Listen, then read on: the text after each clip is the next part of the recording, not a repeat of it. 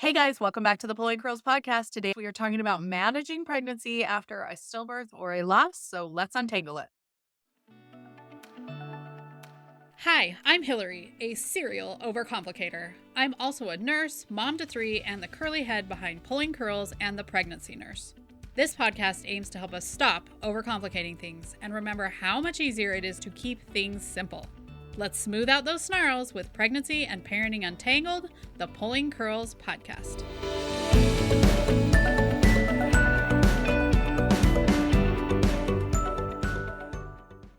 Okay, today's guest I actually went to high school with. She is the voice behind the Still a Part of Us podcast. I want to introduce today's guest, Winter Red. Hey, Winter, welcome to the Pulling Curls podcast. Oh my goodness. Thank you so much for having me on. I'm so excited to be here, The as always. Two-Timer Club, welcome. Yes, I know. I'm so excited. So, Winter, last time you were on, I don't think you were even pregnant with your last baby, right? I think that's right. Yeah. Ugh, yeah. So that's why we had you on, That- because I wanted to talk about the struggles that you have being pregnant after you've had a loss, because I think it's a lot and I think people need to understand that it's a lot. Also, Winter seems like she would cope with it really well. You have a podcast about this, like you work through it very frequently on the interwebs. But I was talking to you last night Yeah. and you were like, I don't think I coped very well at all. So I think that's important to note as No. well. Yeah, I was a hot mess. Like I can keep my crap together on the outside, but I was like a hot mess the entire time. So I think that's one of the things that I just want to tell people that it's okay to be a hot mess, because why would you expect it to be easy? I don't think it is easy. I don't think it's yeah, it was hard. It was very, very hard. And my husband struggled too. Like he was anxious for me, like doubly. Like he was watching after me and then he was like dealing with his own crap too. So it's not easy. So if you can convey that to your audience, like it is not easy. Yeah. Ooh. Okay, so let's briefly go over the timeline. So you had your loss when? So it was July 2018 and we were devastated. And I felt really anxious about like, oh, we need to have another baby. That like not having a baby in your arms is kind of a real feeling where you're just like, I'm missing something. My husband, however, was like, let's hold on a second. Let's make sure that we're okay mentally and physically and all of those other things. And so we calmed down. The thing that actually helped me through that entire year was to start a podcast, because we talk about stillbirth and infant loss on our podcast, and that creating that little, internet baby in a sense helped us, because we got to talk to a lot of people that had had losses just like we did, and it was very helpful to have a community created because of that. Yeah. And you had, However, we should say that you had a go late ahead. loss. You were like 38 weeks, 36? Oh, yes. 38 weeks. Yep. Yeah. And just one day I just didn't feel him. And I was like, that's weird. Let's maybe go check that out. And it was just devastating. Came out of left field, had never really acknowledged stillbirth as a thing that could happen to me. Yeah. And I mean, So that was if you hard. are pregnant listening, this may not be the episode for you. But also, it is rare. So it's luckily, it doesn't happen real frequently. Do you have a stat on stillbirths, Winter? Yeah, I think it's 1 in 160. It happens more often than you think. And you would think that in this day and age, it would not be as common of occurrence, but it happens. So And is that a yeah, stillbirth or a it's not fun. miscarriage? I think that's stillbirth. That's Okay. Yeah. specifically Because stillbirth. early miscarriages Miscarriage are much happens more quite a bit. frequently than yeah. But can still Yeah, be yeah. devastating and can still make you nervous on your next one. So Oh, a lot of people are yeah, like, "Oh, well, she had a for late sure. loss. That's totally different." And I'm like, "Well, either way, it comes with a lot of anxiety about how things are progressing at any point in your pregnancy." Yeah, and the funny thing that I like to tell people is that, and we could talk about this a little bit later, but we had a miscarriage before we had our stillbirth. And so our stillbirth should have been our rainbow baby, but that didn't work out for us either. Does that make sense? So there's Yes. like, you just don't know how it's all going to go out and come down to it. So Yes. yeah.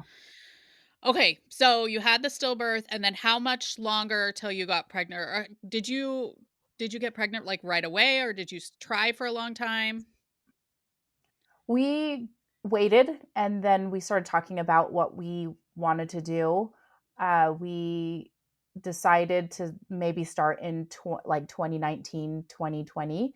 I don't ovulate really, so I had to, I was like, I know I'm going to have to go on Clomid and or all that fun stuff. And so we got pregnant March of 2020. So Nice timing. in the height Way of to the go. pandemic. I know. It was kind of nice. I'm going to be honest because it, pregnancy after a loss, people get super excited for you, like super, super excited for you. And it can feel almost like your loss is being ignored or that now everything's going to be better. And that is not the case. And so, honestly, being during the pandemic, it was nice not having everybody really know too much because we weren't out and about. We were posting on social media mostly. So, it was nice to just kind of hunker down and not be seen. Yeah, that's one way to hide your pregnancy. Start a pandemic. Yeah, exactly. We totally planned it. Okay, so and that was how much longer after your loss? Like how long did you take to regroup? So, like I said, I think it was probably about a year that we really thought about whether or not we wanted to get pregnant again. Okay, and this is another thing. I was 41 when I had our stillbirth. Right. And that was hard because I'm like, "Oh, do I have another baby? And if I do, I kind of need to get on it." It Yeah. felt like, right? But then we waited. We felt like that was good for healing for ourselves. And then, like I said, we started trying to get pregnant end of 2019. And that's when things started to like, did, I think, 2 or 3 rounds of Clomid before we got pregnant in 2020. So, yeah. So it took us some time to deliberate about that. And I think people need to know that they don't have to rush into it. Some people do, and that's fine. Whatever feels right for your family and what that looks like. It maybe made more sense for me to like get pregnant quicker because I was getting older, but I'm just going to be an old mom. So there's that. I mean, I'm everybody's okay an with it. old mom. I think I got asked like 4 or 5 Yeah. times if I was Connor's nanny, so No big deal. I wish I was just his nanny. I would like to take some time off. Yeah, exactly. Can I get paid more? Yeah. Okay, so do you have any tips for how you coped or good ideas you had during your pregnancy or honestly good ideas you've had from other people because you interview so many different moms on how to Yeah. cope during that pregnancy because I know there is so much anxiety during your pregnancy. Yeah. Okay. So the few things that, because I was thinking about this, I had super high anxiety the entire time. It felt like I was holding my breath the entire time that I was pregnant. And I've heard a number of people say that same thing. So I implemented a few things that I felt were super helpful in regards to quelling my anxiety. And they're just simple tools, right? I had a home Doppler. So once I could figure out where my baby's heartbeat was, I checked it regularly. And that just gave me a little bit of peace of mind. I realized that doesn't mean anything in regards to how the baby's doing, but it did give me peace of mind. The second thing I used a ton of, and I am a huge advocate of this, is counting kicks. And there's like a Count the Kicks app if you want to use that. I'm sure there's other things on there, but I really like the Count the Kicks app. It's very simple. You just sit down and find, 10 minutes so you can sit down and count, and you just tap this little foot, little icon on the app, and it will just tell you, kind of track how many movements they have in a certain amount of time. Now, one thing I do want to point out with movements, your baby's movements, I have been shocked at how many times that I've interviewed somebody and they were like, "Oh yeah, the baby was super active right before we found out that they passed away." And like crazy, crazy movements. And that also is a sign that they could be in distress. So, not just decreased movement, but like crazy movements that are out of the ordinary. And I think the Count the Kicks app does a good job of like, oh, my baby trends about this around this area. And so that's super helpful to use. And then I was one of those, and you being a L&D nurse, and had to deal with probably people that had still like losses. I called into my office a lot and I went in extra for non-stress tests because I just felt like I needed those extra things. I don't think I went in too often, But there was a couple of times when I was like, yeah, I'm just going to check it out. And so I think that's another thing, just to be an advocate for yourself in the healthcare field, wherever that looks like for you. If you're with a midwife or if you're at a hospital, whatever that looks like, I think it's always good just to be an advocate for yourself, especially in the light of your loss. Yeah.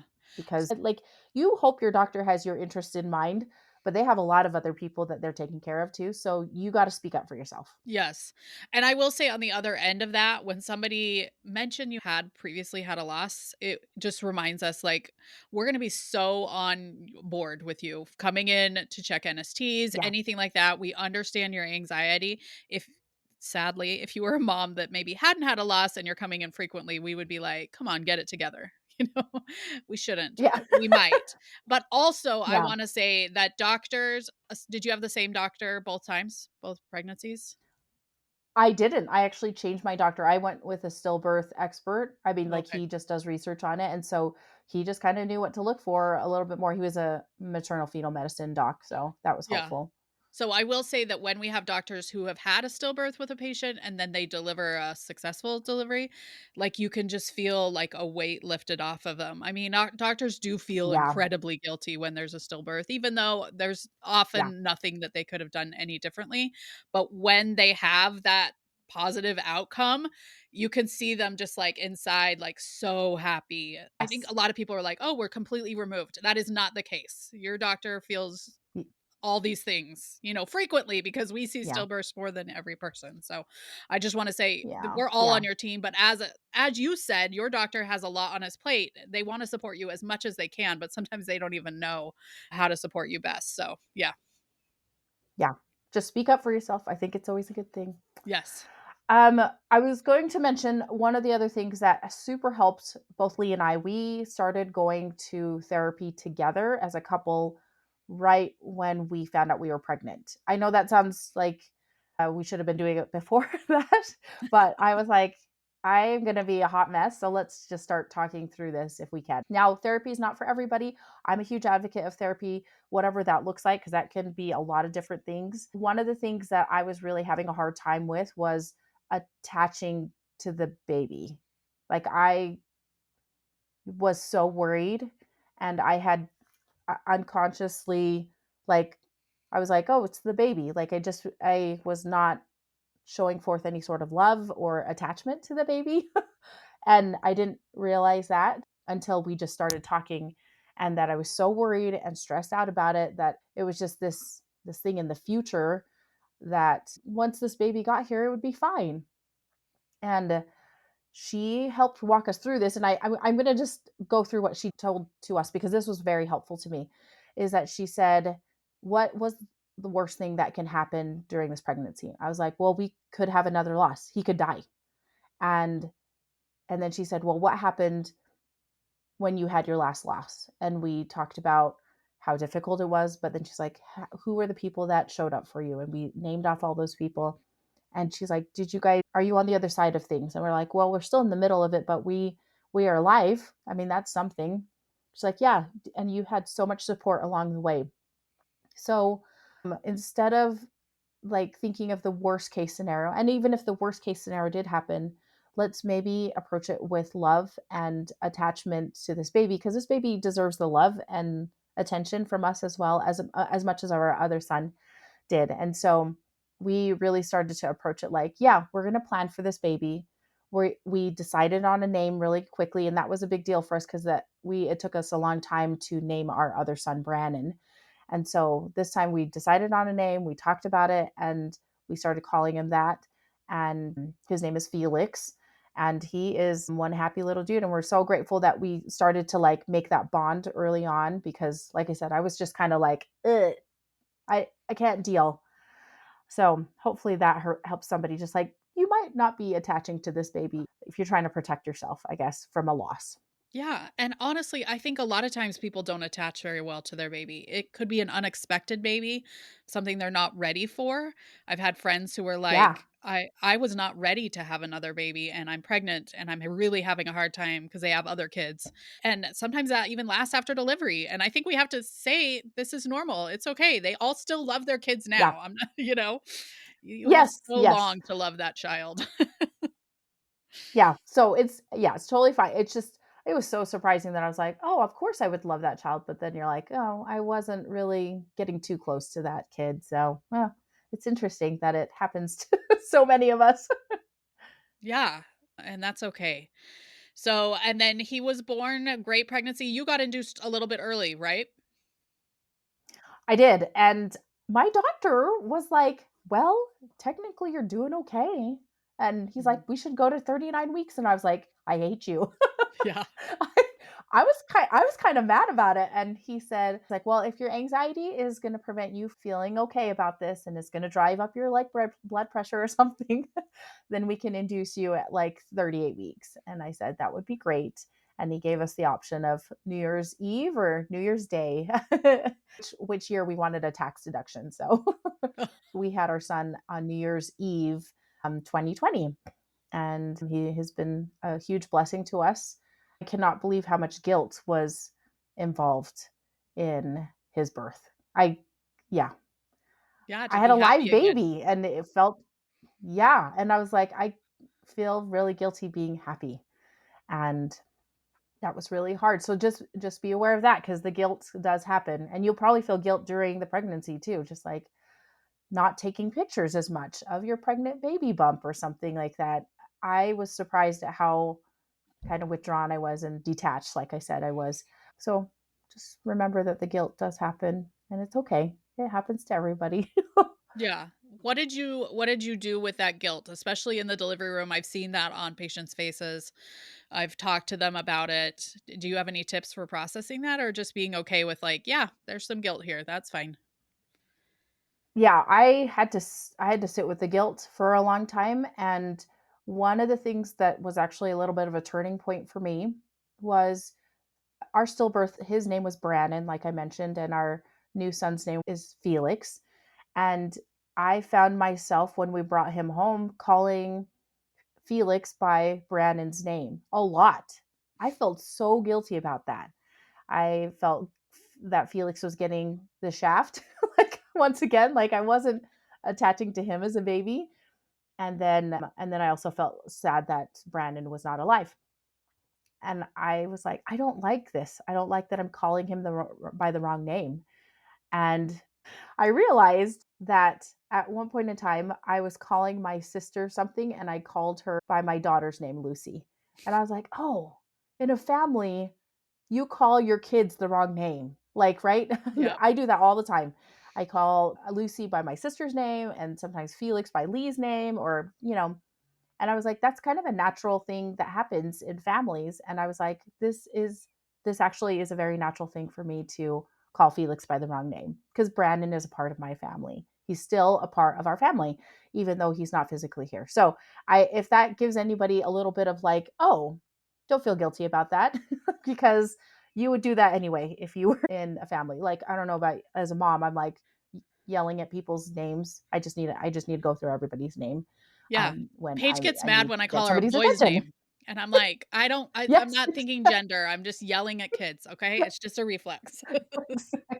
It's just who I am as a mom. Thank you. Yeah. So if that helps at all, just remember it's a natural thing. You're gonna just feel guilty, and that's okay. I mean, unfortunately, that's okay. Yeah. And in some ways it's kind of nice that he is part of your family and he gets that Yeah. name, right? That name's still being uttered in your house cuz he is a part of your family. Yep. Yeah. Yep. Yep. Okay, here's a controversial issue, Winter. I see Yes. rainbow baby. I swear like half the babies out there are rainbow babies, which is amazing. I love rainbows Yeah. and I love the whole story that, after Noah's on the ark, they see a rainbow and they know that things are going to be okay, right?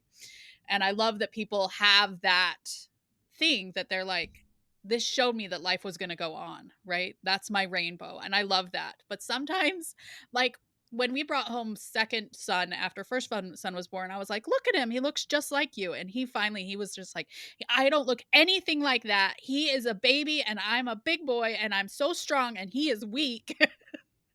And so when I hear Yes. people talking about my rainbow baby, especially after the baby's born or the baby's like 2 and they're like it's a rainbow baby, I'm kind of like, does that ever put a lot on that baby to then have this previous stillbirth miscarriage sibling kind of attached to them. Do you ever worry about that?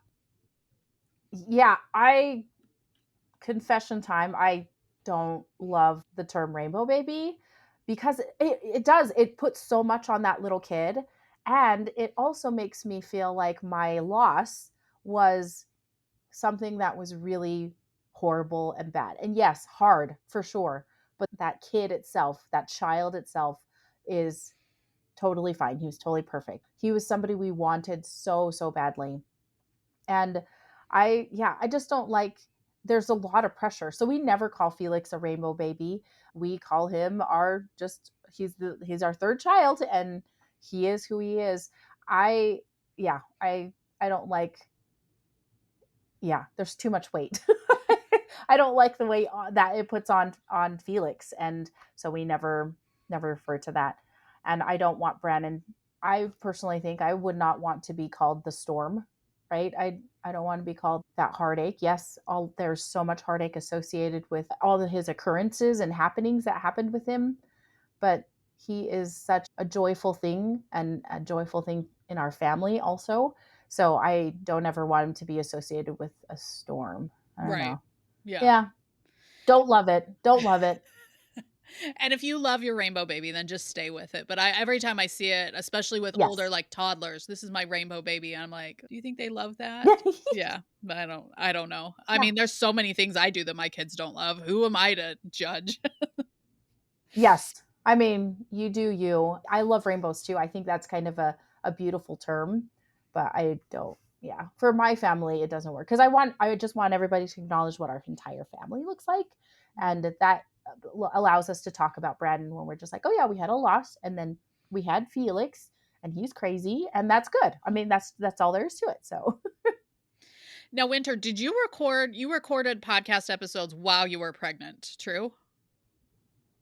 we did. Okay. Yeah, And we did. do you recommend, Yikes. so Winter has a podcast called Still a Part of Us.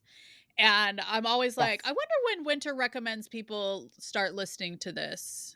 Because I would not recommend it for pregnant couples who are currently pregnant. But if you've previously had a stillbirth, I'm sure there are episodes that will be a lot of me too. Oh, I feel that way too. That could be really cathartic if you've previously had a loss. What do you Yes. think?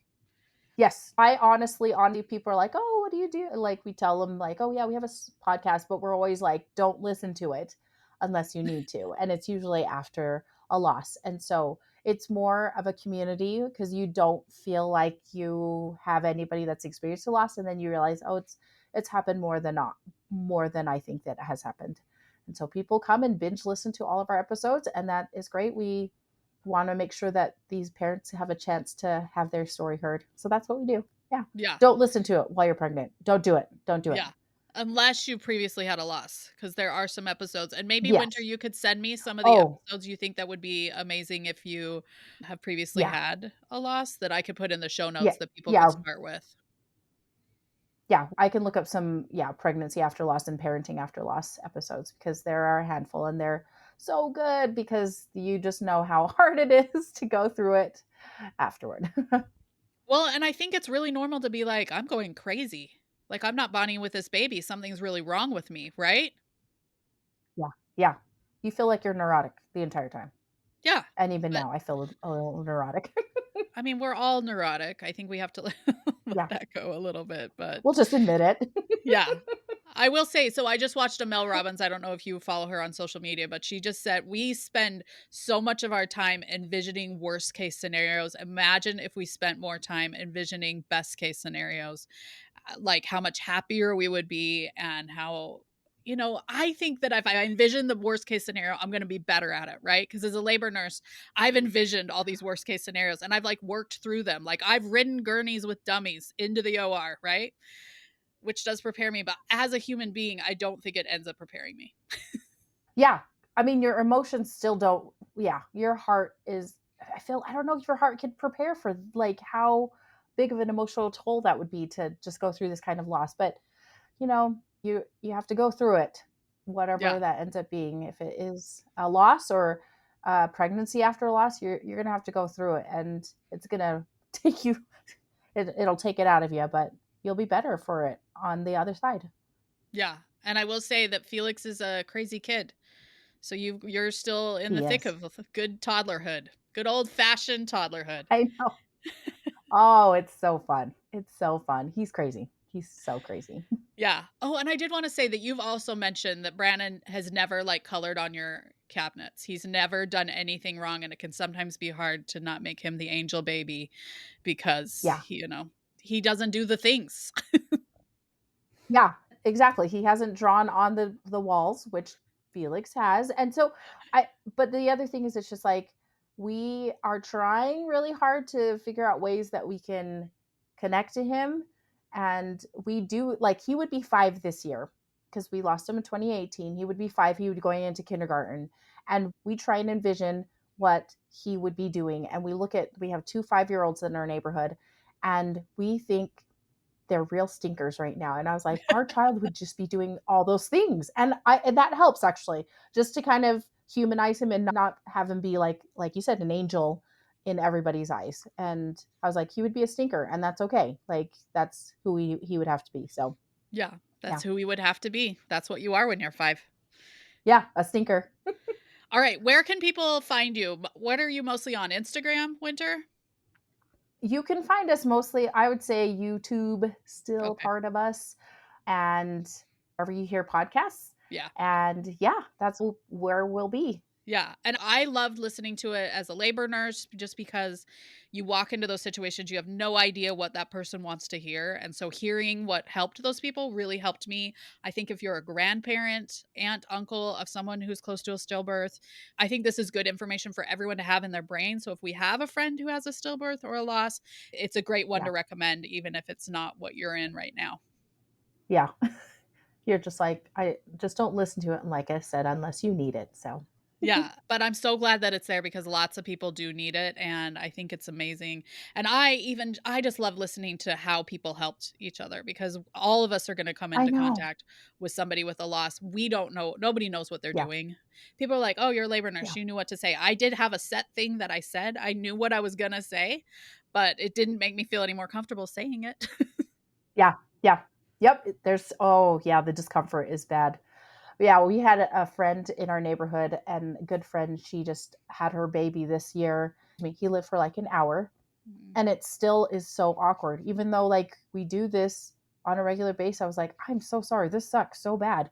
And can I sit with you? Can we go, can I bring you a meal? Like, that's what I can do. That's, it's awkward. It's Yeah. okay.